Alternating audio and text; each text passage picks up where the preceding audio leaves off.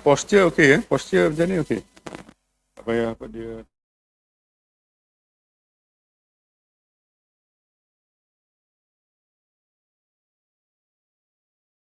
Bismillahirrahmanirrahim. Assalamualaikum warahmatullahi wabarakatuh.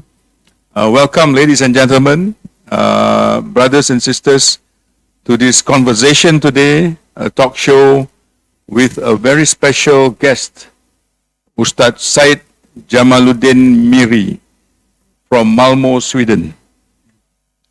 My name is Muhammad Jamaluddin.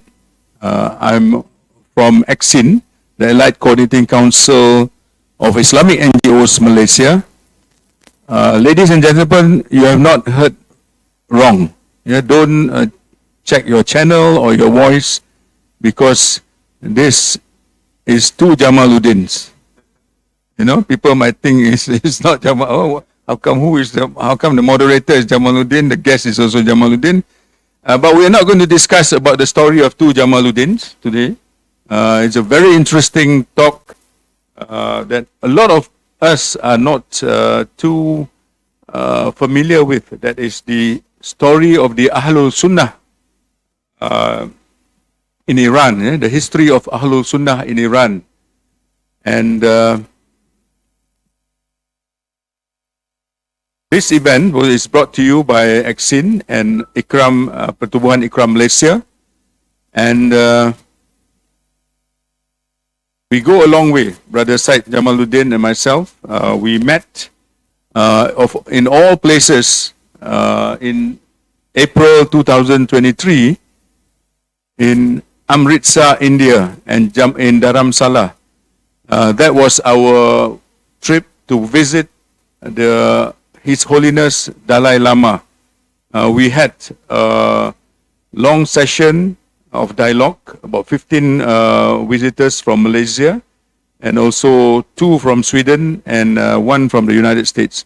We had a very long discussion, and in my discussion with Ustaz Seyed Jamaluddin, we discussed about the life of the Sunnis in Iran. So we found that was a very interesting topic. Ustaz Seyed Jamaluddin, if I may, he is also in the process of writing a book on the life of the Sunnis in Iran. He's all for unity. So welcome, Ustaz Seyed Jamaluddin. Thank you very much for coming. Barakallahu feekum, jazakallah khairan. Thank you so much. Inshallah. And I'm sure Sweden is very cold. Right now, actually not. Right now No. it's summer, but Summer, I mean, yeah. our summer is probably your winter. No, I think we all know in Malaysia we have 3 seasons. Three seasons, yeah. Alhamdulillah. It's hot, hotter, and hottest. Allahu Akbar. That's. Allah. But if you want to add the 4th season, is the durian season, again. So we have 4 seasons. Thank you very much. Jazakallah khairan. Welcome again to Malaysia. Barakallahu feekum. Ustaz Seyed Jamaluddin is co-founder of the International Students of Islamic Psychology. I think he has been working very hard to promote Islamic psychology, and there's a wide body of knowledge that we can talk about, but not in the realm of the discussion today. I would like to start the conversation today with probably your history of your family, Ustaz Seyed. Where were you and how you journeyed to Sweden? I think the audience will be quite interested to know your background and the story behind your trip to Sweden. Yeah. Barakallahu feekum. Please. Barakallahu feekum. Bismillah wal alhamdulillah wa salawat wa salam ala rasulullah wa alihi wa sahbihi wa min wala. Assalamu alaikum wa rahmatullahi wa barakatuh. To my beloved brothers and sisters, colleagues, dear Malaysia, dear Nusantara, dear Ummah, dear world. I want to first and foremost thank Ustaz Jamaluddin, and also I want to thank Ustaz Jamaluddin, this Ustaz Jamaluddin. I think you need to cut off that YouTube there, yeah, Ustad, because I hear myself there. Thank you so much, Ustad Jamaluddin, for inviting me to join this. I want to thank the host organizations, ACCIN, and also IKRAM, for the amazing work you guys are doing in uniting Muslim civil society, NGOs, and organizations in Malaysia. I see Malaysia and the wider Nusantara, including Indonesia, Singapore, Brunei, south of Thailand, West Philippines, as the center of Islamic thought, of Islamic education, of Islamic sciences, of the revival movement of Islamic sciences into our contemporary era, thanks to the great, pioneers of this modern era, like Sheikh Seyed Naqib Al-Atas, Professor Osman Bakr, and many of the great leading scholars of our Islamic contemporary tradition. Of course, Professor Malik Badri, rahimullah, which I consider to be my father, both spiritually and also educational-wise, had his base in Malaysia for over 20 years, and he is the father of modern Islamic psychology. So we are forever indebted, dear brothers and sisters, for you guys in Malaysia. And Malaysia is not only the center of Nusantara, together with Indonesia, Singapore, of course, and Brunei, and Philippines, and Thailand. It's also the center of the Ummah in many ways when it comes to rooted revival, as my teacher, Dr. Shentuk, always say. So we're forever grateful for the institutions that you guys have built, the universities that you guys have built, the NGOs, and ACCIN and IKRAM is a presentation of this, a representation of this. So Jazakallah khairan for allowing me to sit here, and to all of you who are watching from YouTube, Assalamu alaikum to you all as well. I'm very honored to be with you all. And I'm just a student of knowledge like all of you, I'm sure you are. So this topic is very dear to me. Al-Sunnah's history in Iran. I am of the Al-Sunnah of Iran. I am a person who, as Ustad Jamaluddin mentioned, I'm very interested in different fields of Islamic thought, and in particular Islamic psychology. And it was actually through my studies in Islamic psychology that I started to realize, wait a minute, all these scholars that we're speaking about in our studies are actually Persians. At least 80% of them I didn't even know were Persians. And I went to my father and I said, Baba, why didn't you mention about these scholars, And he didn't know either, So it's kind of like modernity has taken away our connection to our roots. And this is not only the issue in Iran. If you go, I'm sure even in Malaysia or, in Turkey or, in Nigeria, if you ask the common person, about, scholars from your tradition, maybe not all of them, know who is these scholars. Like if you say, who is Taftazani to a general, Taftazani was Persian, by the way. But, if you speak about, or partially Persian, if you speak about, Seyed Nursi, for instance, maybe not all people today know who Seyed Nursi is, in Turkey. Or if you speak about Maududi, for instance, do every people, in Mauritania or Mali or Nigeria know about this great scholar of the West Africas, So this is not just a phenomenon in Iran and in the Persian cultural sphere. This is a phenomenon in modernity, because modernity is influencing Muslim minds indirectly, and modernity its essence and its epistemology and ontology is that they don't believe in tradition. They don't believe in sanad. They don't believe in the connection to the past. But as Muslims, we believe in the Sunnah, and the Sunnah is preservation of tradition, right? So for me, I was quite shocked in a positive way of how many of the scholars in Islamic psychology were Persians and Sunnis, Then it's kind of like, how come modernity does not know about this? And there's different reasons. I think colonization has been one of them, I think nationalism has been an issue as well. And these things we will speak about later. So my journey to my interest in deepening my knowledge of the Ahl-Sunnah tradition within the context of Iran and the Persian culture sphere came actually from my studies in Islamic psychology, right? And then my family is very mixed. And Iran is a very diverse country. It's a beautiful country. I recommend all of you to visit the beautiful country of Iran. People of Iran are very hospitable, very kind, very generous. So essentially, from my mother's side, so we are, my family is, in a sense, lineage is Arab, in the sense that we're from the Ahl al-Bayt. So both from my father and my mother's side. And then from my mother's side, we have a Turkish lineage, because my grandmother, she was born in Grozny, which is the capital of Chechnya. And their connection there is that they are from the Turkish minority, or they're not minority, but the Cherkess Turks. My grandmother spoke fluent Turkish and Russian. So my family is a mixed Persian, Turk, Arab. And if you look at the Persians generally, Persians as an ethnicity is a minority in Iran. Many people are Azari, which is like Turks, right? Or they are Bandari, which is, many of the Bandaris are Afro-Iranians, by the way. We have like a lot of, African Iranians in the south of Iran that are black, for instance, and they're Iranians, Or you have people from Baluchistan who are Baluchis, or you have Loris, or you have Ahwazis, which are the Persian Arabs, for instance. You have Afghanis, you have Tajikis, and you have Kurdish, So Iran is a very diverse country with regards to ethnicity, right? And Iranian is the identity that includes different ethnicities. So just because you're an Iranian doesn't mean that you are a Persian, right? And just because you're Iranian doesn't mean that you're Shia. You can also be Sunni, So this is common perceptions that people think that all Iranians are Persians, which is not true, and all Iranians are Shias, which is not true. There are Shias and Sunnis in Iran, and there are many different ethnicities in Iran. Of course, in Iran we have Jewish people, and they're anti-Zionist Jews, by the way. Yes, and they live in Iran today, and there are synagogues in Iran today. And actually, if we go back to the pre-Islamic history of Iran, Kurush the Great or Cyrus the Great saved the Jews, and actually brought them back to Jerusalem the way that Sayyidina Omar radiallahu anhu did. So actually, and I love Cyrus the Great. I love him. He was an amazing leader.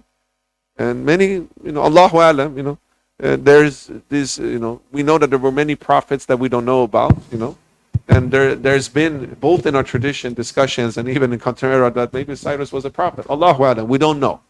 We know that there's so many prophets beyond those that are mentioned in the Holy Quran, and that all nations had a prophet, but we don't know about them, right? So who knows? But I know that there has been a discussion that Cyrus the Great might have, and from our tradition, from our traditional scholars. But I digress. Why I'm mentioning this is that the Iranian heritage of diversity of thought, of unity, of, as you say in Malaysia, wasatiyah, of harmony between different religious groups has always been there since the dawn of Islam. Since even pre-Islamic times, of course, it's been there. And that's why I always try to mention myself as a reflection in my lineage, in my nasl, in my, nasab, as very much part of this harmony of different ethnicities in Iran. And I'm very proud of my Persian background, my Turkish background, my Arab background, and first and foremost, I'm a Muslim, right? And I'm also proud of the Al-Sunnah's tradition and history in Iran and in the Persian culture sphere. And we're going to speak about this. How did Islam spread in the Indo-Pak subcontinent? How did Islam spread to Central Asia? It was many through the Persian Sunni Dawah, actually. And it's so much you can speak about that. But I will wait for now, because we're going to, go to each of these topics step by step.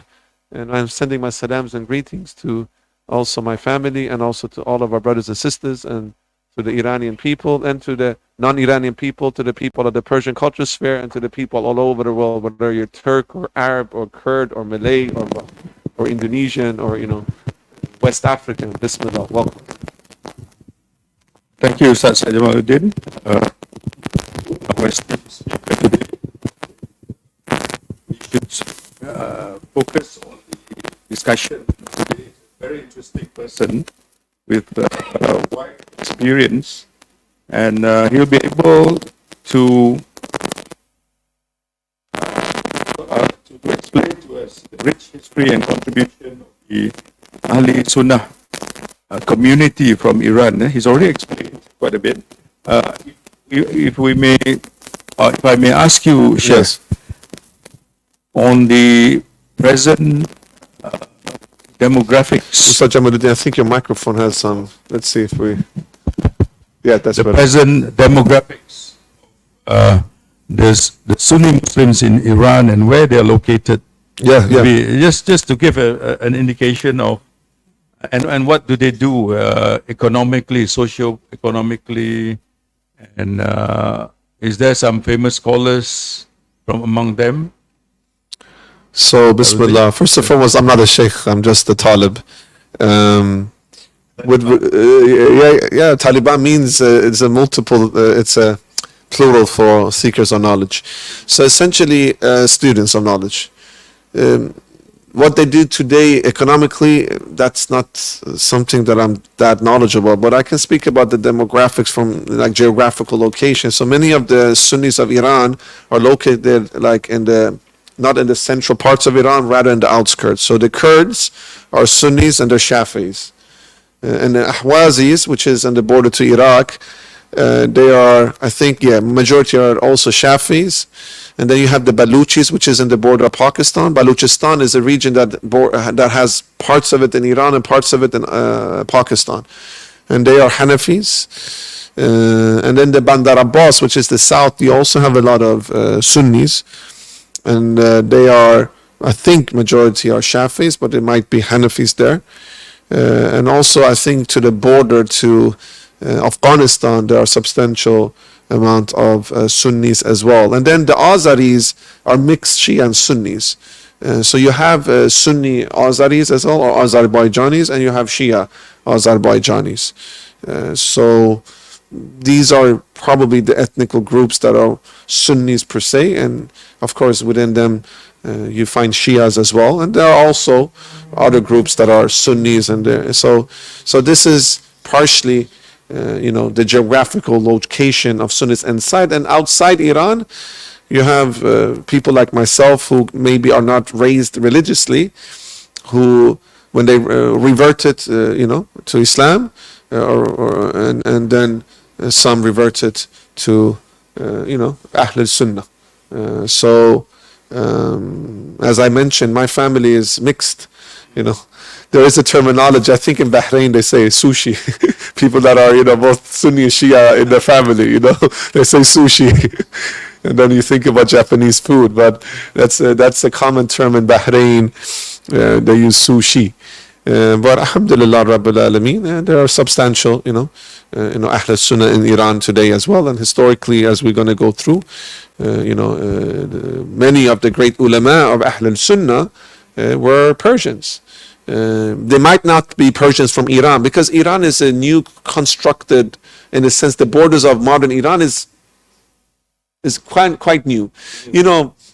All of our national borders in the world, and specifically in Middle East, North Africa, but I mean even here in Nusantara, are colonial constructions in the end of the day, and the same goes with Iraq and Iran and Syria and Lebanon, and I mean many parts of the Middle East was under the Ottoman Empire, right? Iran was never under the Ottoman Empire, and there is a reason for that, because there was a feud between two Turkish tribes, which was the Ottomans and the Safavids. The Safavids became Shias and the Ottomans were Sunni Hanafis. So the Ottomans never were able to have that influence in what is considered geographically as Iran today.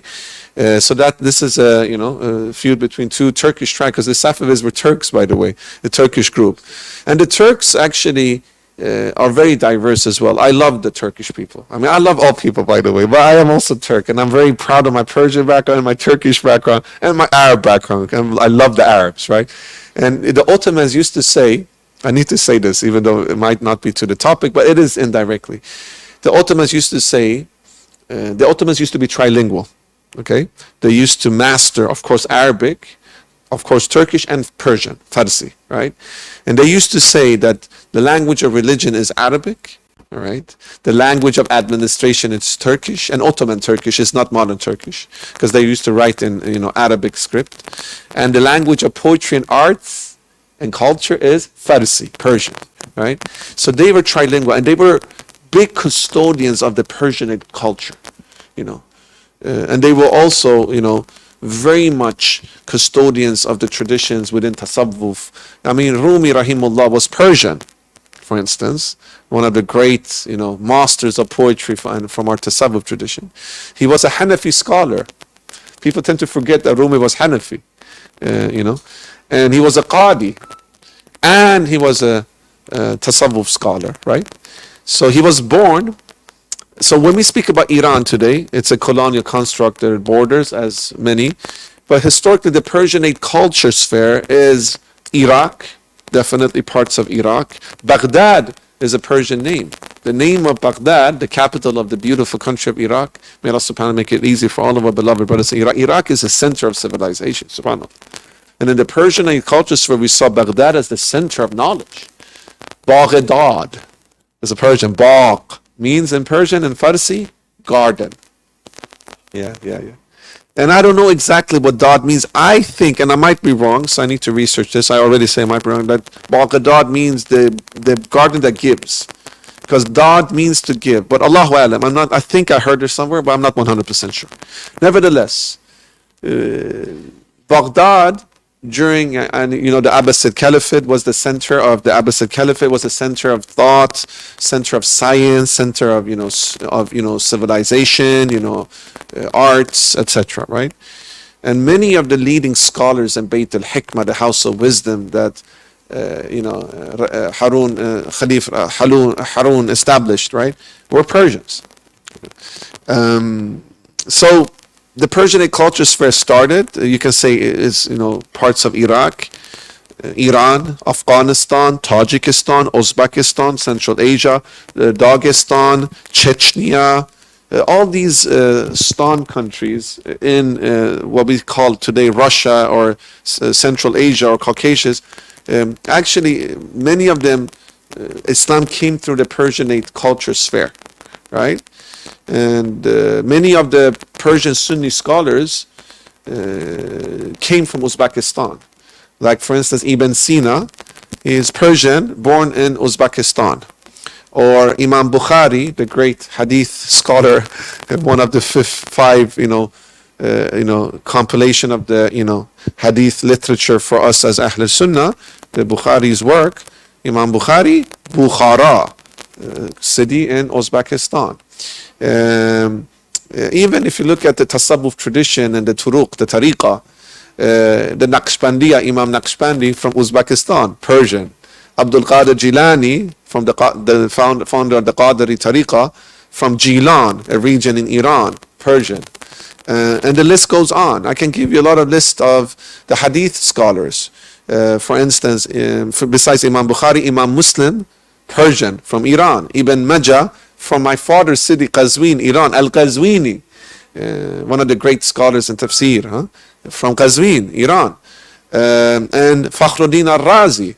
And there are several Fakhruddin Razis, but Fakhruddin Razi, the tafsir scholar, and then we have Fakhruddin Razi, as you know, who was into medicine and into sciences, and also we derive a lot of knowledge in Islamic psychology from Fakhruddin al-Razi, who established the first psychiatric ward in the world in Baghdad. He was Persian. Many of those who have al-Razi as the surname are from Tehran. Tehran's name was also associated with Ray, which was a smaller entity, smaller city, as I understand. Allah alam. Please correct me for those who are even more knowledgeable than me. So many of those who have Al-Razi as their surname came from Ray, which is in Tehran, right? And the list goes on. Of course, everybody know Hujjatul Islam, Imam Ghazali, Persian from Tus, northeast Iran, region of Khorasan. Naishapur, which in Arabic, you see, the beautiful language of Arabic doesn't have P, Pa, right? Persian and Malay has Pa, or Urdu, right? So Naishabur, they say in Arabic, we say Naishapur. That's why in Persian, original Persian, we didn't say Farsi, we say Parsi. Parsi, actually. It's quite interesting. With Islam coming and Arabic being the language of Deen, it became Farsi, right? So Naishapur was the center of knowledge. And Khorasan was also part of the Persian cultural sphere, where many of the great scholars came from Khorasan, right? So Khorasan today, you find the Khorasan region, it's Iran, Afghanistan, Tajikistan, all that region, Pakistan, that region is Khorasan, right? And Khorasan, why Khorasan has contributed substantially to Islamic thought is because it was a melting pot, a different civilization meeting, because the Silk Road went through Khorasan. So the way that we today see like a lot of cultures meeting in Istanbul, or even in the West now you have like, melting pots, let's say in New York or in London, that was the center back then. So a lot of ideas and thoughts were mixed there while people were doing tijara, merchants met. And a lot of great scholars could have access to knowledge, right? The same with Baghdad. Access to knowledge, because Baghdad was the center of the caliphate, right? What united the caliphates, like the Abbasids, for instance, was the Arabic language. Right, because you had one language that everybody understood. There's a way that English has become that in modernity. Arabic was back then. And inshallah, may Allah allow Arabic to become the lingua franca of the Muslims once more. Persia was very important as well. Very important language. As I mentioned what the Ottomans said, the Ottomans loved Persian. Loved Persian. That's why I always say Ottomans preserved the Persian tradition, and specifically the Al-Sunnah's tradition of the Persian and culture sphere was preserved by the Ottomans. The Ottomans loved to preserve culture, whether it was Persian or Arabic or whatever. They were great custodians of preserving. That's why we admire the Ottomans, right? So essentially the Persian and culture sphere from Baghdad to Hindustan. Even Malaysia you can. So I discussed with brother Faisal from Abib, and we had a beautiful conversation just recently about which words in Malay and Bahasa that are Farsi. We know obviously there's a lot of Arabic words, right? And then we came to a conclusion that grapes, for instance, in Malay is angur. Angur is Persian, for instance. And then just recently I met one of my beloved brothers, Ustad Ridwan. He is a grappler from the organization Pahlavan, which are connected to Mukaba. Shout out to my brother Aman and brother Zain from Mukaba. They're doing an amazing job there. And ISIP organization, the International Students of Islamic Psychology. We had our venue here with Professor Dareen and myself at Mukaba. Nevertheless, his organization's name is Pahlavan. Pahlavan means warrior in Malay, and it's a Persian word. It means also warrior in Persian. Right, in Farsi, right? So it's, sorry? Bandar. Bandar means harbor. Bandar means harbor or town. That's also Persian.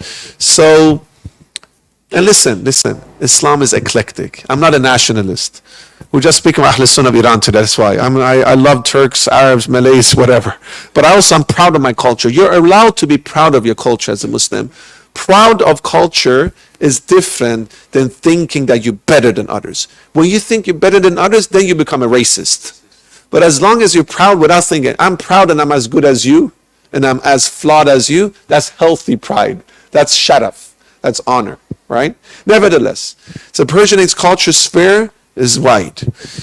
So we tend to sometimes think that Islam is something Arabic, all right? And shout out to all my beloved Arab brothers and sisters. We love the Arabs. But I think all of our beloved Arab brothers and sisters will agree that Islamic is not Arabic. The Prophet sallallahu alaihi wasallam was Arab. Many of the companions of the Prophet sallallahu alaihi wasallam was Arab, right? Salman al-Farsi. Yeah, we're going to go to Salman. He was not Arab. He was Fars. But and the revelation and wahi came in Arabic. Arabic is by far the most beautiful language of all languages, and this is something we all accept as Muslims. And also, we know that the language of science in Islam is Arabic. All this is true, but beyond that, Islam is universal. It's for all mankind. And since the days of Sahaba until now, that has been represented in the dawah, in the sciences, in the development. So, for instance, many of the scholars of our deen that were Persians, in modernity, they say Arab. So if you study Orientalistic books, and the Orientalists are very problematic. In many ways, why? Because they want to reduce Islam to something nationalistic, because the agenda of colonization was to introduce Western ideologies to the Muslim and the oppressed psyche, one of them being nationalism, which is a disease. I only accept nationalism right now for Palestine because they need their nation. May Allah free Palestine. And I do accept patriotism. I think that's beautiful. And if that is connected to nationalism, then that is beautiful. But I believe that nationalism is one of the core issues in why we have so many fitna in our world today. And why Muslims are not united is, I believe, because of nationalism. Because we are putting, artificial borders which didn't exist when we had the time of Khilafah. So if Ibn Battuta, the great Moroccan traveler, would travel today, he will not be able to write a diary. It will be, I didn't get visa when I wanted to go to Algeria, and then I was neglected the visa when I wanted to go to Masr and Egypt. And he will probably never be able to write this beautiful diary of his. So nationalism is something that exists. It's a European Western ideology. I do believe that some interpretation of nationalism in the Muslim world today is healthy and sound and good. But generally, I am not a big fan of it because it takes away the concept of ummah. The ummah never had national borders. The ummah, when the Mughals attacked Afghanistan, Rumi fled to Konya. Why? Konya was the capital of the Seljuk Empire, which was a Turkish empire, right? Seljuk was a Turkish tribe, and it was the most western part of the Muslim world. Imagine today he would not be able to even go through Iran and Iraq and Syria and then, from there maybe Palestine and then come to Turkey, right? So nationalism has disconnected us from our tradition, because now instead we're looking at the tradition of the nation and the nation state, and then we create the nation identity above the Islamic identity. But in Islamic thought is the opposite. You start with the Islamic identity and then you bring in the nation identity, because we're not against nations. We're not against tribes. We're actually positive towards tribalism. The Western say tribalism is bad. No, we like tribalism, healthy one. Allah created us in many nations and tribes. That's beautiful. That's why we love urf, culture. We love nations and tribes. And in that, okay, call it nationalism. That's fine. Patriotism, that's beautiful. Honor. But as long as it's congruent with Islam and Quran and Sunnah. But if it's a nationalism or a urfism, or a culturalism that is not congruent with Islam and Quran and Sunnah, then it's nothing to keep. That's why Islam first, and then nation or tribes, and then nationalism and tribalism and culturalism will be beautiful. So yes, I am for nationalism and culturalism and tribalism if it's congruent with Islam, and Islam comes first. So why? Because then diversity comes. Unity in Tawheed, unity in Quran and Sunnah, unity in Islam, diversity, multiplexity, which Dr. Shenturk says, one of my teachers, and output. That's why Ahl-Sunnah wa Jama'ah, the beautiful Ahl-Sunnah wa Jama'ah, we have 4 madahib, right? We have Hanafi. By the way, Abu Hanifa was Persian. Did you guys know that? And then you have Shafi. Imam Shafi was Palestinian from Gaza. So you guys in Nusantara that are Shafis, you're connected to Palestine through your madhab. And then Maliki, and then Hanbali. And Abdul Qadir Jilani, the great Tasawwuf scholar, was a Hanbali, by the way. So this is the beauty of multiplexity when it's rooted in a common identity. And the common identity of all Muslims were Islam, right? And then different ethnicity came, which is beautiful. Diversity and how we look. Look, our Ustad Jamaluddin has a batik. I have a shalwar. This is the Pakistani style, which I also see it as the Persianate attire. The Persianate Sunni attire might be this, right? And this is typical Malay, beautiful Islamic attire, which is an integration of traditional patterns of Nusantara, which is very beautiful, right? So culture is good, nation is good, congruent. And that's why we need to criticize the Orientalistic viewpoint of reducing Islam to something nationalistic or something ethnical. Islam is only Arabic or Turkish, right? We know, no, Islam is Malay, Islam is Nigerian, etc., Bosnian, right? Swedish, right? So a lot of the scholars, if you read the Orientalistic books, they say Ghazali, Arab philosopher, or Ibn Sina, Arab chemist, right? But they were not Arabs.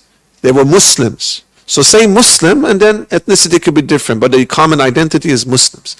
So just to finalize this part of what I'm saying, the Prophet ﷺ, Arab, most beautiful language, Arabic, language of deen, Arabic, but Islam and its dawah was spread in different languages by different tribes and different people, whether we're Persians, Turks, or Malays, etc. And we're proud of this diversity. Allahu Alam. And why I mention this, Ustad Jamaluddin, is because the Persian culture spheres beyond Iran as a national entity today, our borders. It was part of Iraq until Hindustan. Yeah, until Hindustan. Amazing. Thank you, Ustad Jamaluddin. I is amazed. I'm amazed on the number of scholars coming from the. I don't know if your microphone is working. Oh, it's working. Okay, just coming from the scholars from the Persian world, and many of us don't know most of them. Yeah, I don't think. Or we know and we don't connect them to Iran, because today we think that Iran is only Shia. But Iran has both Shia and Sunnis, you know. So when the Ahl-Sunnah reflect upon Iran, we think Iran is only Sunni, is Shia, right? So we think that all the Hadith scholars, there must be something else than Persians, because we connect Persian to Iran, but Persian is ethnicity, obviously, and there are Sunnis today. But historically, also many of the great ulama of Ahl-Sunnah were Persians. We know actually Salman Al-Farsi. Salman Al-Farsi. About him, Salman Al-Farsi was very beloved of the Prophet. Yeah, he was considered one of the Ahlul Bayt. Yeah, the Prophet said that he's part of my home, part of my family, and he was the first Persian Muslim. And he's a unity figure for, you know, if we want to speak about harmony between religions and also between different groups within Islam, a uniting figure of the Sunnis and the Shias is Salman Al-Farsi, because we both love him, right? You know, and Salman Al-Farsi, obviously from his name was Persian, and he was a seeker of knowledge, you know. He always questioned, you know, the dualistic religions and the non-Tawhidi religions that were prevalent in Middle East or in Sham or in Persia. And actually, there's quite an interesting topic. I think my teachers are more equipped to speak about it. But I learned from one of my teachers, Dr. Samir, that the Zoroastrian religion of what the Prophet ﷺ speaks about, like the Majusis, was a bid'ah of the true, you know, the true teachings of Zarathustra, Zoroastrius, which was the founder of the Zoroastrian religion. That they were actually Tawhidi, but then the followers, like what happened to Judaism and Christianity and other beliefs, started to do shirk, you know, connecting to, for instance, worshiping the fire. That was not the case with the teachings of Zarathustra, and they never worshipped the fire. The fire was a symbol for something else. Allah alam, this is not part of my expertise, but I'm, as a person who loves knowledge, why I'm mentioning this is because Salman al-Farsi came, I think his father was a Zoroastrian priest or something. He was questioning, you know, some of the practices, and then I think he met some Christians and some Jews, and he was questioning, you know, the Trinity, and, you know, that one people are the only chosen people, and then he heard stories of, you know, there might come a prophet in Hejaz, right? And he was actually captured, I think, and he became a slave, and he was then brought to to Hejaz, and the rest is history. We know that then he was freed and he became one of the companions of the Prophet ﷺ. He helped the Prophet, you know, like for instance, the whole aspect of digging graves as a way to protect the city from, conquerors. He gave this, experience and shared it with the Prophet ﷺ. So he got that from his knowledge of how the Persians used to dig water graves so that people cannot enter the city, right? So Salman al-Farsi is the first Persian Muslim. He's very important for us as Ahl-Sunnah. He is a very, Ahl al-Bayt. We tend to sometimes think that Ahl al-Bayt is something that the Ahl-Sunnah doesn't, love or, respect or appreciate. But that's not true. Actually, in the Ahl-Sunnah tradition, if we look at the Ottomans as an example, they always wanted the blessings of Ahl-Sunnah when they took different, Ahl-Bayt, when they took different decisions. Or when a new sultan was inaugurated, they actually want the blessings from Ahlul Bayt as well. So Ahlul Bayt is very important for Ahlul Sunnah. But obviously, we have a different approach to Ahlul Bayt compared to our Shia brothers and sisters. And it's okay to have adab al-ikhtilaf. You know, we are for differences of opinion. So I'm not going to go into that. I want to speak about harmony and unity and actually focus on speaking about the history of Ahlul Sunnah, which is a history that a lot of people do not know. Even Iranians and Persians do not know. Actually, if you ask a general Persian or Iranian today, they don't know about the history of Ahlul Sunnah at all. And the same goes to Muslims all around the world and non-Muslims, obviously. So Ahlul Bayt, Salman al-Farsi was not biologically from the lineage, but he was in a sense adopted by the Prophet sallallahu alaihi wasallam. So obviously, as Ahlul Sunnah, we love the Ahlul Bayt. I just need to mention something about the Ottomans that I really admire as well. If you go to the Ottoman masajids, you will always see the name of the Khalifa Rashidun as calligraphy. You see the name of our beloved Abu Bakr Siddiq radiallahu anhu, our beloved Sayyidina Omar radiallahu anhu, and our beloved Sayyidina Uthman radiallahu anhu, and our beloved Sayyidina Ali ibn Abi Talib radiallahu anhu, and then Hassan and Hussein. Right? That's the love for the Ahlul Bayt that the Ottomans had. And the Ottomans were Ahlul Sunnah wa Jama'ah. They were Hanafis, but they respected all madhabs. Right? So in our tradition as Ahlul Sunnah wal Jama'ah, we also love the Ahlul Bayt, even though we have a different approach, as I mentioned. So Salman Farsi, a non-Arab as part of Ahlul Bayt, and adopted and not, lineage-wise, blood-wise connected, which also gives us a spiritual connection to Ahlul Bayt, right? So Salman al-Farsi is very important. All the Sahaba, all the companions of the Prophet, peace be upon him, all the companions of the companions and the companions of the companions of the companions. So the Tabi'een and the Tabi'een and also the Salaf, very important for Ahlul Sunnah. And Salman al-Farsi was very beloved by all the Sahaba. All the Sahaba really loved him. They saw him as a source of knowledge, as a person who understood other faiths, and that's why he understood the superiority of Islam as the final message from Allah, and the Prophet, peace be upon him, as the final messenger and the seal of all Anbiya and the Prophets. We can see Salman al-Farsi affirming that because he had deep knowledge in other traditions and religious traditions like Zoroastrianism, Judaism, and Christianity as well. Thank you. Ustad, you have very clearly enumerated contribution of the Muslims from the 7th century to the 15th century, when it was the dominant faith in Iran. Yeah, in Iran, exactly. And this period contributed greatly to the Islamic Golden Age. Yes. So do you want to add in any further contributions? I mean, what you have mentioned is already immense. And this is something that we are not too aware of even among the Muslim general public. If you look at history that we learn, comes from the West. Yes. So you have the Greek history, and then you have Roman directly history. the Romans, the Greek history, and then directly it goes to Renaissance. Renaissance. Yeah. There's a missing 800 to 1,000 Yeah, years. yeah, exactly. So what do you think about this missing link? I think that you're spot on, my beloved Ustad Jamaluddin. We love each other. We're twins. We should do a series, double Jamaluddin. By the way, Jamaluddin al-Afghani, he was actually not Afghani, he was Irani. Yeah, I read Muhammad Abdu's biography, and it was said that he was Persian as well. It was quite interesting. I thought he was Afghani. Nevertheless, shout out to all my Afghani brothers and sisters. I love Afghanistan. Afghanistan is a beautiful country. Afghanistan is also Persianate culture, and many Dari, which is one of the official languages of Afghanistan, together with Pashto and Tajiki, is Persian. Farsi, Dari. Tajiki is Persian, by the way. So Persian, you even call it, you either call it Farsi or Dari or Tajiki. So Tajikistan, they speak Farsi. All right. yes, the colonizers, they don't want to acknowledge Islamic history, obviously, because Islam was always a threat to the colonizers. Even after 600-700 years of colonization, they didn't take away Islam from our hearts.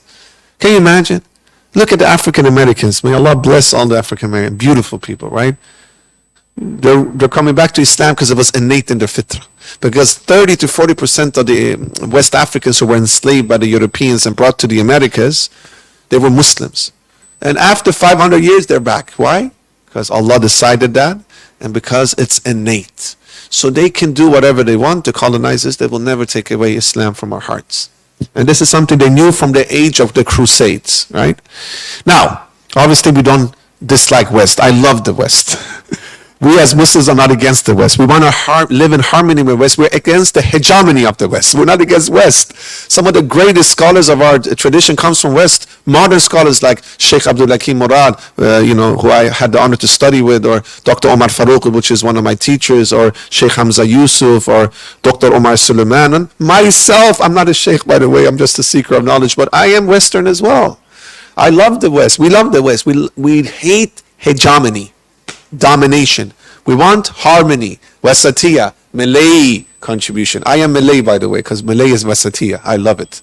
This is what Professor Osman Bakr has taught me, my beloved teacher, and I consider him to be my father. So, the thing is that with regards to the history, there is a saying history is written by the winners. And because the colonizers, unfortunately, were the ones who at least physically won, not spiritually, because we see now that West is falling because secularism is not the solution for people's needs. So people in West are gravitating to Islam. You know how many Western people are reverting or converting to Islam? Thanks to the role modelship of the Philistines. May Allah free Palestine. May Allah free Gaza, the city and the country, the part of Imam Shafi, Gaza. So, this because they see the sumud and the resilience of the Muslims, and in particular our leaders, the Palestinians. The Palestinians are the leaders of the Ummah. They are our leaders, They are our leaders. So essentially, the West has lost. And we won without any fight. Because Islam, and this takes me to Al-Sunnah, and this takes me to Islam, and this takes me also to this, from the 7th century to the 15th century. Islam was not spread with swords like what the Orientalists say and the nationalists say. Islam was spread through the heart.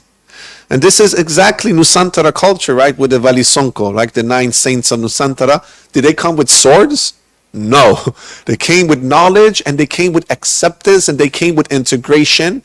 Hence wasatiyah. They listen to the people of Nusantara. Okay, they have this tradition. Let us introduce Islam in a way that is congruent with their culture, that is congruent with their tradition. Let's not neglect their tradition. Let's, in a sense, like Sayyid Naqib al-Atta says, Islamicize it, filter it, right? This is beautiful. Look at your beautiful clothes, Ustad Jamaluddin. How come you're so beautiful? Because you have this Nusantara, beautiful clothes. How come am I beautiful, Ustad Jamaluddin? They say, Alhamdulillah. I don't want to speak about myself, that I'm a narcissist. I am not.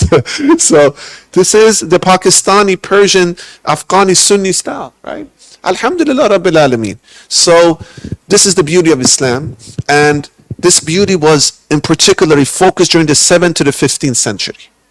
Because back then, before modernity came, colonization came, and with that hegemony came, dogmaticism came, we had freedom of thought according to Quran and Sunnah. We had cultural curiosity. I'm writing a paper, so if you want we can do this. I'm speaking on cultural curiosity, how to revive it in Islamic thought. So we were curious because we were grounded. We were rooted in our Quran and Sunnah, in our tradition as Muslims. So we were flexible in studying other traditions, both within Islam and outside Islam. People that are not grounded or rooted, they are often rootless becomes clueless, which doesn't make you bootless. I try to rap. So the thing is, people when they are rootless, they become reactionary. What does it mean to be reactionary, dear beloved brothers and sisters? Is that you become extreme. And there are two extreme ends of the spectrum of reactionism. One is neglecting everything. We are just the pure. We are Puritarians. Everything is pure. Forget about 1,000 years of contribution as an Islamic thought that is cumulative. We go directly to the source and we know best. We are the one who knows the best. People that are 1,000 years away of those who actually organize our madahib's work. That is quite honestly a modern view. And I'm not criticizing people that have that, because there is a legitimate criticism towards, certain aspect of things that comes from these type of viewpoints that could be important to listen to. So when I speak about extreme points, I never say that everybody who has certain position that is close to extreme points are wrong. There could be some truth in everything, right?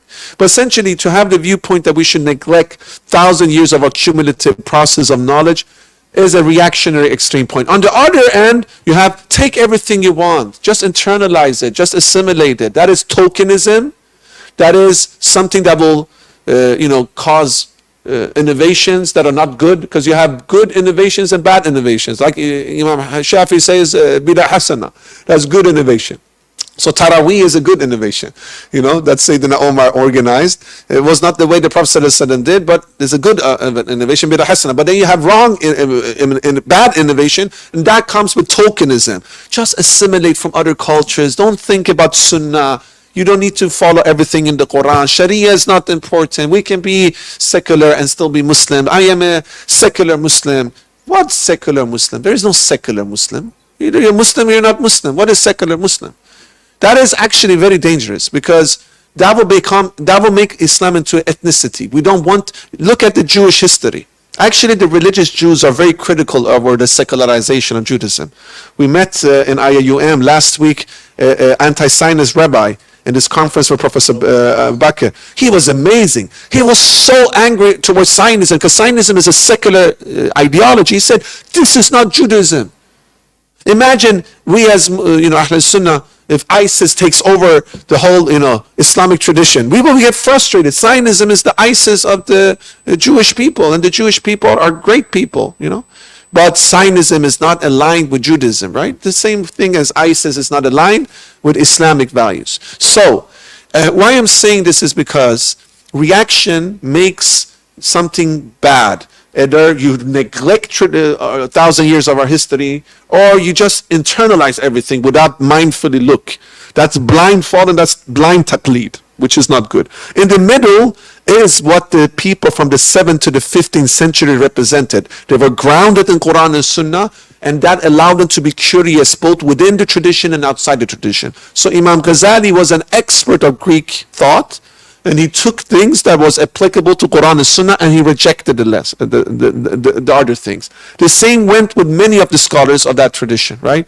And we know that Bayt al-Hikmah, the House of Wisdom, was a place where all the scholars translated the works of the Greeks and the Persians and the Chinese and the Indians from their languages to Arabic, so that people had access. This is beautiful. This is Islamic. And this is connected to the hadith where the Prophet, peace be upon him, says that the wisdom is the lost property of the believer. Wherever he or she finds it, he or she is most entitled to use it, right? But you use it mindfully, exactly as Sayyid Naqib al-Atas has taught us when it comes to Islamization of knowledge. So in this period, you didn't have colonization of the minds, because with colonization came nationalism and secularism and then liberalism and all these isms, which is imposed on you. They say they're open to diversity, but they're not, because it's diversity according to their paradigm, according to a paradigm that is very nafsani and anthropocentric. It's based upon human nafs, not Allah.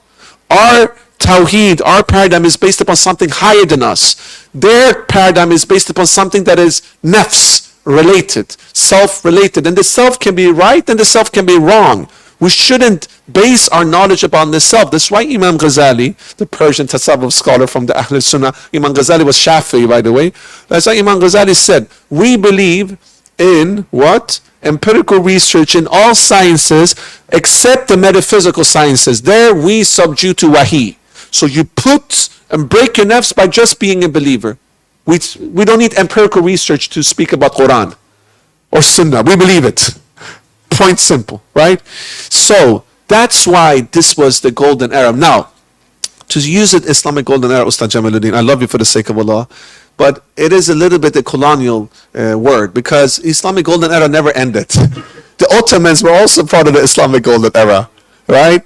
And actually Islam came to Nusantara after, or in the beginning, or in the end of the Islamic golden era, if we define it from the 7th to the 15th, right? So Islamic golden era never ended, but colonization didn't allow us to be connected, to exchange thoughts, because before colonization we had one language that united us in science, which was Arabic, and we could use science from Morocco to Bilad al-Hindustan, right? But with colonization we were break down into nation state, we couldn't exchange thoughts as well, so it was more difficult to do so-called sciences. And with that came hegemonical views of one nation state being more superior than the other, so we don't take from each other. And then that is the European or the secular model. Of course we love the Europeans, we love the Westerners, but we don't like the hegemony.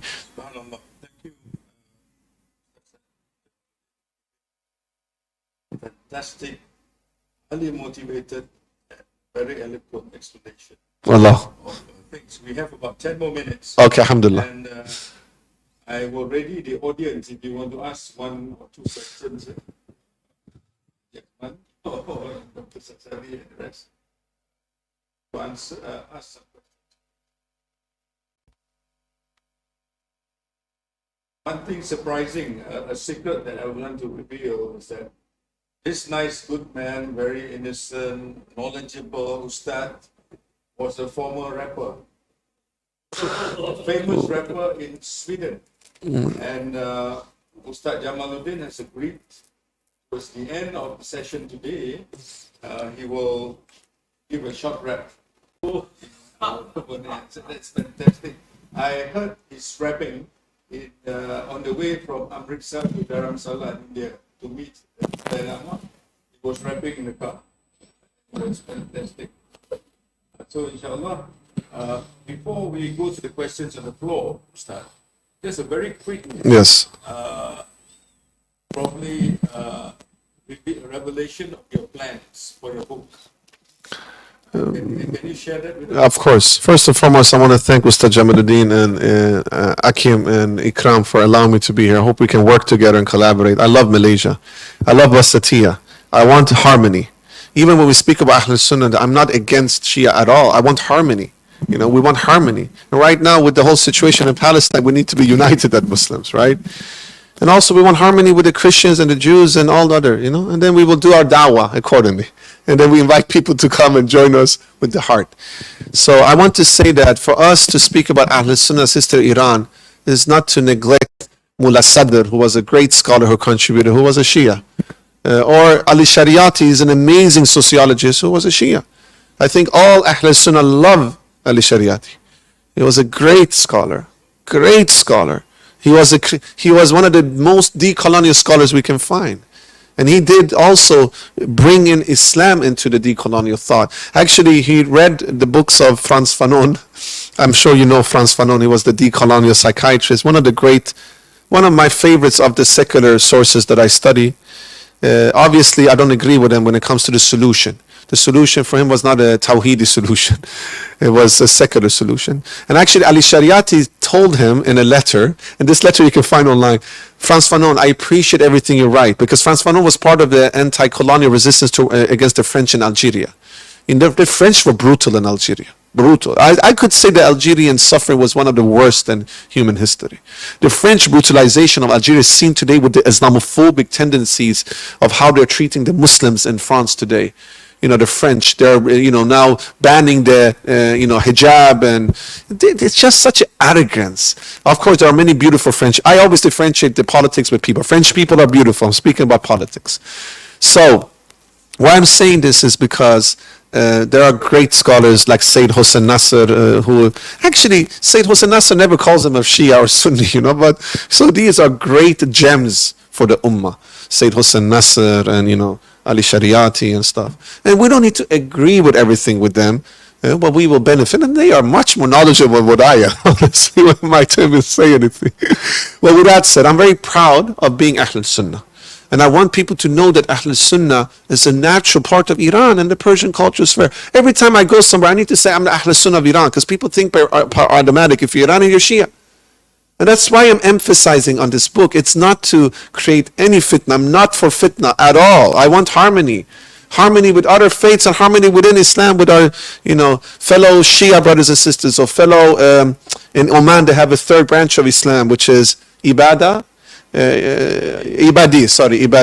We want, and according to the Amman Accord, which is the accord written 15 years ago in Amman, which defines what Islam is, in that is Sunni. Within Sunni, you have the four madahib, you have Tasawwuf and also Salafi, and you have, or Sufism, and then you have the Aqidah of Ashari, Maturidi, and Athari, and then you have from the Shias, and I'm not knowledgeable of Shia Islam, but you have the Jafari and the Zaydis, if I'm not mistaken, and then you have the Ibadi. This is Islam, and we adhere to the Amman Accord. And all the Malaysian muftis adhere to the Amman Accord, because I read all the countries, all the muftis, and I know Malaysia has written under it. Saudi has written under it. Obviously, Iran has written under it, and all Turkey, etc. So we put that aside so that people know the intention here is not anything else than just to speak about my tradition as a Sunni, and that Iran has a rich tradition of history, both in modern era and in historical. And I mentioned already now, the book will be both encyclopedic, it will be also research-based. I have spoken with many of my teachers who have given me a lot of great resources. For instance, me and Dr. Omar, one of my amazing teachers, has given me a lot of great resources. We're going to speak pre-Safavid time and post-Safavid time. Pre-Safavid time, majority of the Persian and culture sphere, including Iran, were Sunnis. Post-Safavid time, it switched. So we're going to speak about that. We're going to speak how come this change happened. And we're going to speak about modern era. And we're going to speak about conclusion and how we can bring harmony. Harmony comes from recognition, by the way. You can never have harmony without recognition. So one way for us is to have harmony with everyone is to recognize ourselves. How are we going to build harmony with fellow, let's say, Buddhist brothers and sisters if we don't know our own Islamic history? Because if harmony is created without being rooted in your tradition, in your history, then it becomes syncretism. Syncretism leads to perennialism, which leads to new religions and new age spirituality, right? New age spirituality is a spirituality without a sanad, without a root, without a tradition, where you just pick from every religion. Syncretism is very problematic. That's why I believe in interfaith dialogue, inter and intra. Right? Intra is within and inter without. But in order to have a healthy inter or intra faith dialogue, you need to be rooted in your tradition, or else it becomes syncretism. I am proud of being part of the Ahl-Sunnah wa Jama'ah.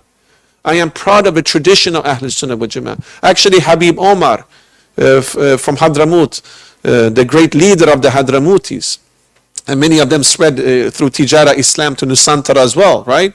He says the four madahib of Ahl-Sunnah wa Jama'ah, the Maliki, Shafi'i, Hanbali, Hanafi, is a blessing for the Sunnah, for the Muslims, because it's four way towards Allah subhanahu wa ta'ala. Subhanallah. This is the beauty of our tradition. This is the beauty of Ahl-Sunnah wa Jama'ah. And I am proud of that. I am proud of that. I'm proud of what we have achieved. And I want harmony, but in order to have harmony, I need to know my history. And people need to know that the history of Ahl-Sunnah is not only something that came from one ethnical group, for instance, the Arabs or the Turks, but also from the Persians and from many other groups like the Malays and the people of Nusantara, the people of India and Pakistan and Nigeria and Mali, etc. And at the same time, we need to understand that Islam's unity comes from Quran, Sunnah, and being a Muslim. And then Arabic is important language. And as the Ottoman said, trilingual. I would add Urdu, important language for Islam. I would add English today. We need to know Malay, Bahasa, all these languages, very important, right? So the objective of the book, Ustad Jamaluddin, great audience and brothers and sisters, is to root ourselves in a history that has been forgotten due to different geopolitical situation, genocides, colonization, epistemicide, because the epistemicide that happened in Spain by eradicating the history of the Moors and the Islam in Spain has happened also with the Ahl-Sunnah tradition, for instance, in the Persian culture sphere and in Iran, but also due to colonization, from the European powers, we have also seen today that a lot of our scholars of our past, whether they're Sunnis or even Shias, are taken out of the framework of Islam. Right? So when people speak about Ali Shariati, they don't speak about him as a Muslim, they speak about him as a sociologist, but he was a Muslim, he got inspiration from Islam. Or when they speak about Rumi Rahimullah, they don't speak about him as a Hanafi Qadi who believed in Sharia, who was a part of the Al-Sunnah wal Jama'ah, or Shams Tabrizi, who was a Shafi. They speak about them as these Sufi, goofy hippies who didn't believe in Sharia and they just loved for the sake of love. And then the LGBTQ and the sexualization of Rumi and all these people comes into place. They were never homosexual, they were never liberals, they believed in Sharia, and then from Sharia you can get tariqat and haqiqat and then marifat, which is knowledge of God. So by us rooting ourselves, we can then build interfaith and intra-faith dialogue where we can learn from each other and differences and have adab al-ikhtilaf, which is to respect differences of opinions. And I'm very open to discuss this, both with my fellow Muslims all over the world and also people from the Shia faith in Iran or outside Iran. I'm very open. I have a lot to learn and I hope that they want to learn and we can learn. But for sure, Iran has a rich Ahl-Sunnah tradition and we want to speak about it because the common person doesn't know this 1,000-year of history. They know today and they know before Islam came to Iran, but because of nationalism, please give me a couple of minutes more because I need to say this. Why I'm critical of Persian nationalism or Arab nationalism or Turkish nationalism or whatever nationalism is because nationalism is trying to change the framework. So the Persian nationalists, and I'm very critique, and this is something where Muslims have something in common. Which tribe or whatever we call sect that we adhere to, I can say like this: the Persian nationalists got their ideologies indirectly supported by the European colonial powers. Okay, the European colonial powers always had an issue with Islam. That's why they supported different movements in India or in Middle East that could fractionize the Muslims. And I don't want to mention the names because this is secondary. And what happens here is that we need to decolonize our mind to understand how colonization affected our mind. For instance, a lot of Persians today say, I'm not Arab, I'm Aryan. Okay? I actually say I'm Arab. I'm Arab and I'm proud of it. It's beautiful to be Arab. If you love the Prophet, he was an Arab. There's nothing wrong, right? No, we are Persian, we are better. We're better than the Arabs because there is an Arab phobia, I will be honest, amongst Persian people, amongst Iranian. I can speak about that because I'm Iranian. I'm allowed to speak about my people. I don't speak about other people, by the way. I'm entitled to speak about my people, right? So the Arab phobia is a new phenomenon. Imam Ghazali was Persian. He never had Arab phobia. I don't even see that Imam Ghazali speak about himself as a Persian. Back then, these identities was not the way that we see them today. If you look at Rumi, he doesn't speak about himself as a Persian. Imam Ghazali doesn't speak about himself as a Persian. Abdul Qadir Jilani or Ibn Miskawayh or Fakhruddin al-Razi or al-Ghazwini or al-Isfahani, all these great scholars of our tradition, they don't speak about themselves as Persian. But they spoke Persian. Imam Ghazali wrote the Kimyat al-Sadat, the alchemy of happiness, in Persian. And this is a summary of the Ihya Ulumuddin, who he wrote in Arabic, right? Rumi wrote both in Arabic and Persian, but the Masnavi was written in Persian. They say that the Masnavi is a tafsir of the Quran in Persian, right? So we know from our tradition that our scholars pre-colonial time didn't identify themselves with their ethnicity. They identified themselves with their religion. But then nationalism came and European feuded that. So they said, wait, the true Aryans are from Persia, from India. They're not the Arabs. The Arabs are Semites. You know that anti-Semitism from the beginning was anti-Arab and anti-Jew. But then it became just connected to anti-Jew. But the Arabs are Semites. No, they're not like the Semites that are awful. They are Aryans. And then they created a divide amongst Persians and Kurds and Turks and Arabs, and nationalism feuded this. Whether it's Persian or Turkish, Arab or Hindu, whatever, nationalism fueled it. And that's why in Iran today, a lot of people don't know about Ahl-Sunnah's history because they think Ahl-Sunnah is something Arab. But Sibawayh, who organized the Arabic language, he was Persian. Sibawayh, Sib means apple in Persian. How come these people didn't think like that? They say that Islam came to Iran with the sword. How come in the first two centuries of our deen, so many Persians contributed to the development of Islam? How come one of the four madhahib of Ahl-Sunnah, Abu Hanifa, was Persian? Were they forced? This is all nationalistic view and also anti-Arab sentiments. And we as Irani, we need to think about that. And we need to decolonize our minds. We were not forced into Islam. I'm not saying that all Muslim leaders were good. There were leaders in all the, whether it's the Umayyads or the Abbasids or the Ottomans, that were, Firaun. They were. And we're not saying all the leaders were good, but generally the Ottomans and, the Abbasid were amazing. And the Abbasid actually, had very much religious harmony with different, groups within the empire. They used the Persian to govern, different parts of the empire, of the Caliphate, of the Khilafah. For instance, the Wazirs, many of them were Persians, right? There were leaders in the Umayyads that were amazing, like Abdulaziz, he was an amazing leader, amazing, Caliph and Sultan. So I'm saying this is because Persian or Turkish or Arab or whatever nationalism, besides the Palestinian, we support the Palestinians right now, besides that, is not something that unites Muslim. And that's why I think due to nationalism, 1,000 years of Iranian history, 1,000 years of Ahl-Sunnah's history, 1,000 years of Islamic history has been erased from the psyche of the Muslims, whether they're Persians or Iranians or non-Iranians. That's why a lot of people that are Malays or that are Indonesians or that are Arabs or Turks or that are from West Africa or whatever, from Nigeria, they get shocked when I say I'm Sunni from Iran, and they get shocked when I say Imam Bukhari was Persian. Ibn Majah was Persian, they get shocked when I say that Fakhruddin al-Razi was Persian, right? So we need to break nationalism, and I think part of that is why this 1,000 years has been forgotten, because either they say, from a Persian point of view, Ahl Sunnah just the Arabs. No, not at all. Islam is something Arabic, not at all. We are Aryans. No, not at all. Might be that some of us are Aryans, but it's not like something that we identify ourselves with only. We were first and foremost Muslims. Does it mean that we're against our pre-Islamic history? No.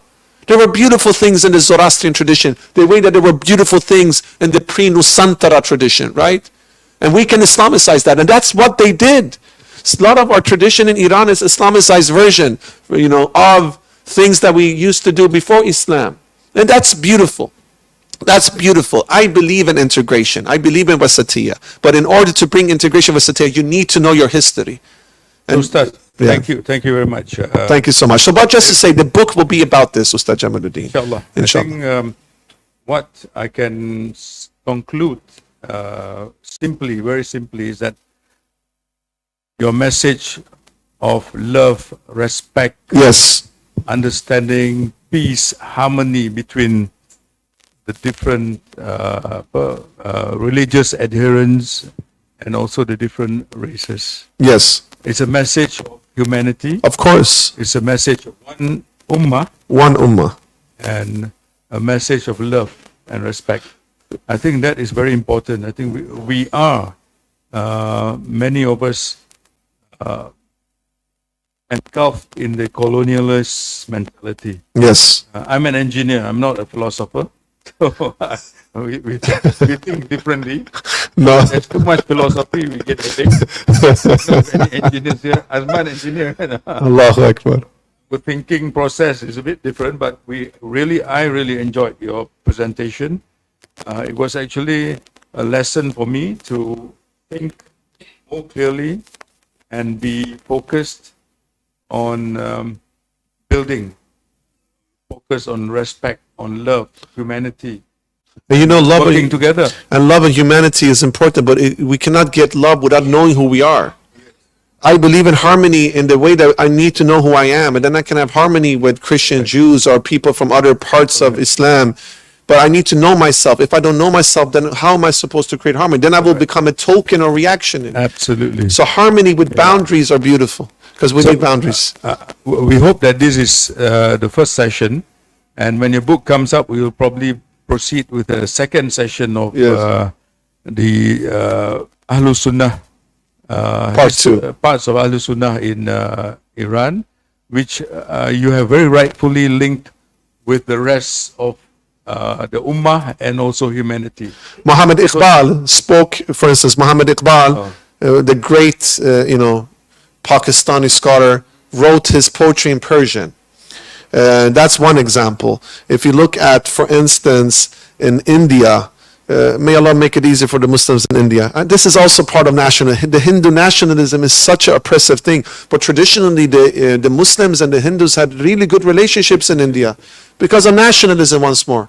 Nationalism affects the relationship between different parts of Islam, for instance, Sunnis and Shias, and it affects also interfaith dialogue. So in India, the Mughals who spread Islam to Hindustan, to Pakistan, to Bangladesh, they were Persianized in their culture. So they spoke Farsi. That's why in India, many of the cities' names have Farsi name. Many of the kings of the Mughals or the sultans, their names were Naveed or Humayun. These are not even Arab names, they're Persian names, right? And they were Al-Sunnah, they were Hanafis. The Ottomans followed Abu Hanifa, Persian, Hanafi. So there is so much connection, Persian. By the way, the Turkish also, I am Turk, so I can say Iran is part of the Turkish culture sphere. I am, and I'm proud of the Turkish culture sphere. Iran is part of the Arabic culture sphere, and I'm proud of the Arabic culture sphere. Turkey has been influenced by the Persians. Actually, the Turks, many of them learned Islam through the Persian connection. Actually, and the Persians they met were Ahl-Sunnah back then. You see? It's so beautiful. So on behalf, I think we have passed our time, but shall we take one or two questions, or is it time? Questions? Any questions here? I think it's okay. Kamil, any questions here? No? I think it's okay. Okay. We will proceed with we will thank, I have to thank on behalf of ACCIN and our partner, Pertubuhan IKRAM Malaysia. Thank you very much, tuan-tuan dan puan-puan sekalian, for your hosting of this wonderful event today. Inshallah, our discussion today is on our Facebooks, both ACCIN Facebook and IKRAM Facebook, and we'll be able to look at it, reflect on it, and analyze what has been said by our dear Ustaz Seyed Jamaluddin. And may Allah consider our effort as an ibadah. Ameen. And with that, we will conclude with a short representation by Ustaz Seyed Jamaluddin for the audience, inshallah. Assalamu alaikum wa rahmatullahi wa barakatuh. All right. Wa alaikum is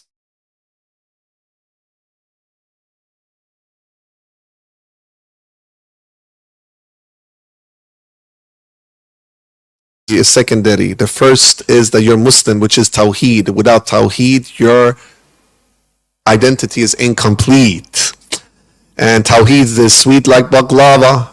And we don't want any more drama. We want interfaith dialogue with people like Dalai Lama. But we need to know our boundaries. Because that is the steez. Because I'm a Muslim and in the end I believe in that. But I can have dialogue with others and that's that. But with boundaries, it doesn't become syncretism. It becomes something that is good for all human, added to humanism. But humanism from West is not a good, it's anthropocentric. Humanism from Islam is Adamiyya, which is God-centric. Allahu Akbar, that is a takbir. And I want to be a lion, a sheer. Sheer means lion. In my language, Farsi, Samalan Farsi was a beautiful Sahaba and companion or rebellion. Give him the medallion. And Jamaluddin is the beauty of our religion. We don't believe in khurafat and superstitions. We are the ones who come from Vasatiya. I love Nusantara. It's good for my Aqliya. Let's do some Alamiya and learn our tradition again. My friend, hip-hop is also rooted in Islam through the African diaspora. And I know that you and I are love soldier, like Shamsa Tabrizi, Rumi Shams Tabrizi. They didn't speak English, they speak Farsi. He was Shafi, he was Hanafi, but they were all lovers of lovers, Ashiqan, from here to Hamadan. But they had boundaries according to Shariat, and without Shariat, you don't have any Haqiqat. You cannot reach Marifat or Gnosis, which is important. So we bring Rumi back to his position of Sharia. This is so good. Don't say siya. I don't want to be ya. Bring back your rooted revival. Without that, everything will be suicidal. We don't worship idols like the ones that we saw around Kaaba during the Prophet's time. That's not fine. That's not to shine. Modern paganism is to worship artists. I used to be hip-hop artist. That's not a smart, kid. I don't want to start this. It will be hazardous. That's why I want to reconnect to Islamic tradition so we can master this. Don't put me in a casket, kid, without saying that I can die before I die. That's the things that Hanafis and Qadiris and all these please used to say. And I'm high on love of the above. I am like a dove which is flying. I'm crying because I don't want to leave Nusantara on Friday. I want to be here always, all day. I hope I can partner with IKRAM and also Akim. This is so good. It's not haram. And I know that I believe in rooted revival. I am from the Al-Sunnah and I'm so nice here, Haidul, and let's build bridges between intra and interfaith. Let's not show hate. Let's shape with love and muhabbat, mukhalafa, from the nafs mujahada, from the nafs mukashafa, with the nafs, riyadat al-nafs. This is good. No, Shaps. Let me say something else that I want to give you some help. I want you to see that Ahli Sunnah's tradition in the Persian culture is full with wealth. From the Mufassirin to the Muhaddithun, this is something I love, and we're not Majnoon, we're Mazloom. And then you can see scholars like Hujjatul Islam who connected with us. Revival from his Islamic psychology is so beautiful, pure like hum. And that's why I want to say not goodbye. I say let's do second part so we can see how much things we can take from the start of our tradition. And don't believe in nationalism. This is not a good ism. It's like bad, like feminism and all these isms that doesn't have tawhid idn. You see, idn is a silsila and a sanad. We need a tradition and a sanad that connects us back to the Sahaba, the companions, and the Prophet. He is the object of our love, but the love goes to Allah. His sunnah is something that brings so much awe that can bring us to the practice of Quran. That's all. So I will say goodbye. I hope we all can be alive for the second part, and may peace be upon all of you, and I love you all. Ameen. Barakallahu feekum. Jazakallah khairan. Thank you for everybody to listen. Please forgive me for any shortcomings. If I said anything wrong, did anything wrong, rest assured that all the mistakes are mine and all the good come from Allah. Jazakallah khairan for giving me the opportunity to speak. Wa alaikum salam wa rahmatullahi wa barakatuh.